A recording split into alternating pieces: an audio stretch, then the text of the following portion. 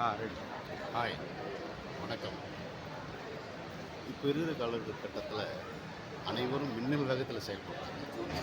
நிற்க நேரம் இல்லை, பேச நேரம் இல்லை, விளையாட நேரம் இல்லை, எக்ஸசைஸ் பண்ணுறது.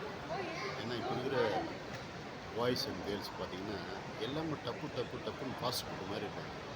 அப்படி இருக்கக்கூடாது. ஏன்னா படிங்க, எழுதுங்க, பேசுங்க, பழகுங்க.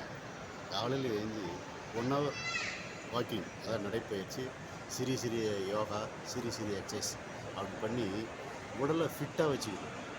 இளைஞர்கள் தான் இல்லை, எல்லாருக்குமே அது பொறுப்பு. ஏன்னா உடல் தான் நமக்கு அழியாத சொத்து.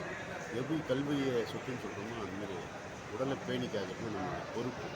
அதுக்கு பிறகு தான் படிப்பு, உழைப்பு, மேலும் உள்ள பல தொழில்கள், நல்லது கெட்டது எல்லாமே இருக்குது. அதுக்கு மூலதனம் உடல்.